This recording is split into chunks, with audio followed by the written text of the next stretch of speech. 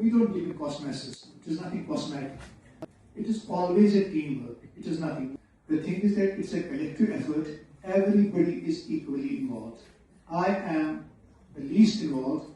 I did not come on the stage. I am just to monitor the things. So that is why it should have been a question-answer session. And our next topic will be divided into parts A, B, C, D, and there will be 4 to 5 presenters as one part. Second thing is that as far as this activity is concerned, it is just to remove phobia, anxiety, so that a student gets an opportunity to present himself or herself. And in the end, those students who I just volunteered, I thank them, and I just, because what happens, it's an initiative. So those people who came forward, the others have to follow. In the end, we will start with giving certificates from the Department of Anatomy endorsed by the Principal Medical College, Medical College, because initiative is important.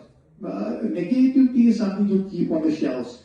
I am a person who is positive in life, always positive, and this is the positivity which I want to bring into here, and all other students should follow. And I will also just recommend SRs of my department to follow the suit.